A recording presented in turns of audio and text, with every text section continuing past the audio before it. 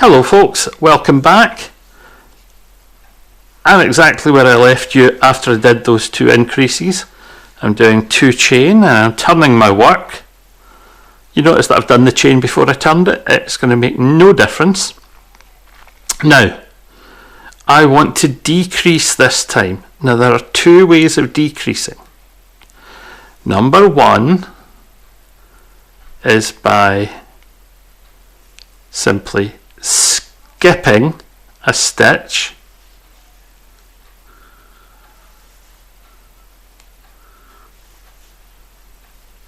and there would have normally have been a stitch in there and then that one, and you can see the decrease is starting to run in a little there. So that's one way of getting a decrease, and that is perfectly allowable. There is another way.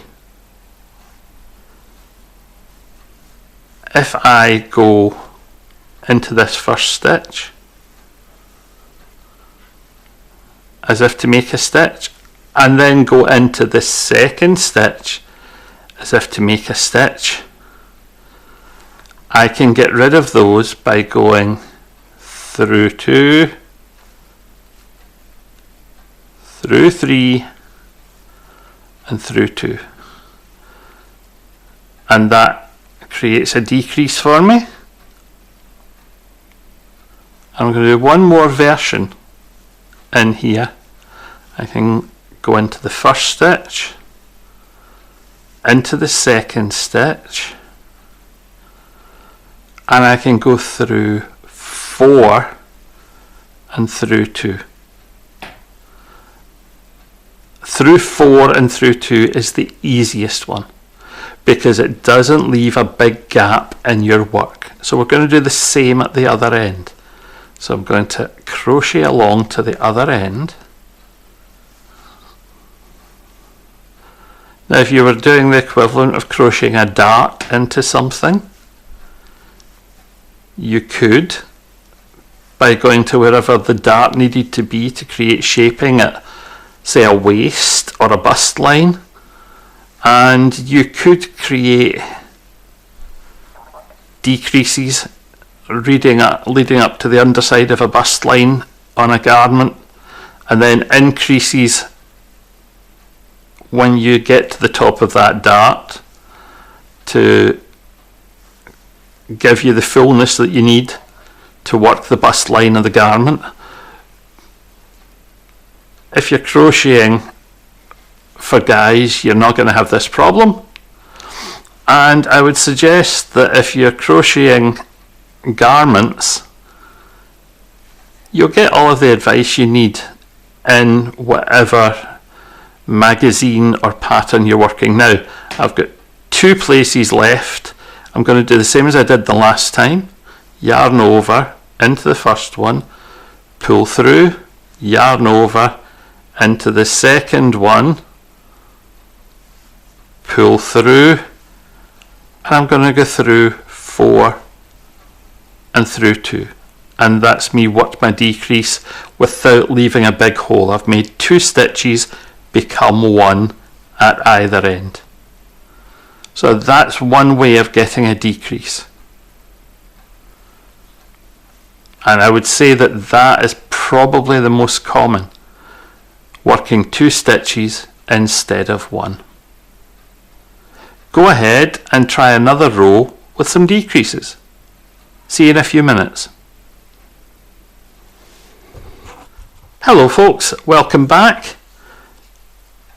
I'm exactly where I left you after I did those 2 increases. I'm doing 2 chain and I'm turning my work.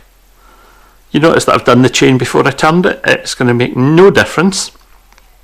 Now, I want to decrease this time. Now there are 2 ways of decreasing. Number 1 is by simply skipping a stitch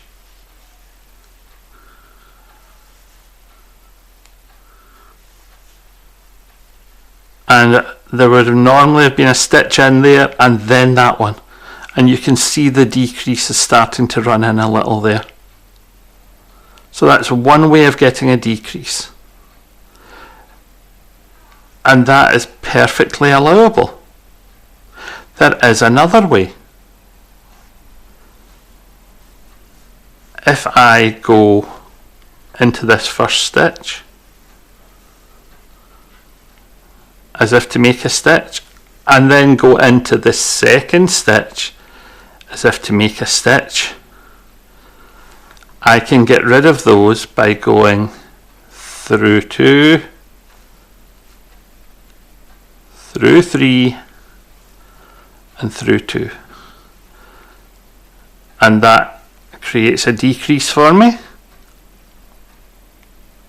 I'm going to do one more version in here.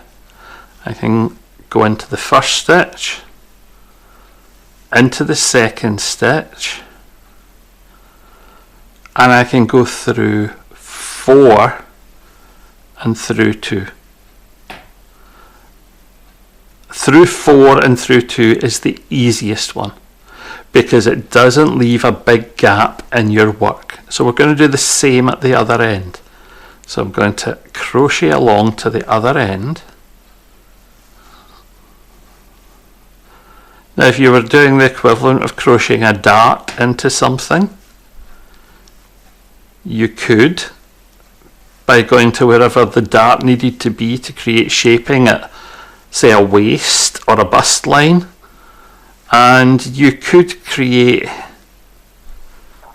decreases leading up to the underside of a bust line on a garment, and then increases when you get to the top of that dart to give you the fullness that you need to work the bust line of the garment.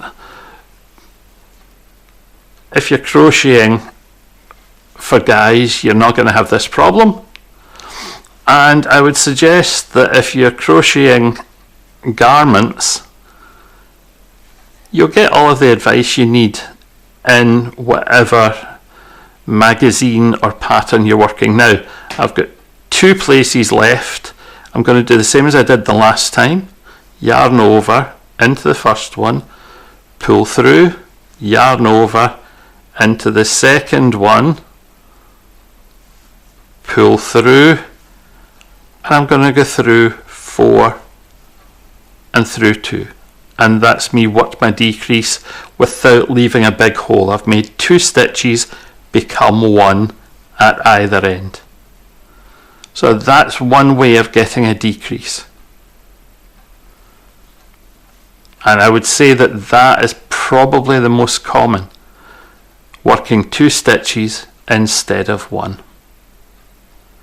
Go ahead and try another row with some decreases. See you in a few minutes.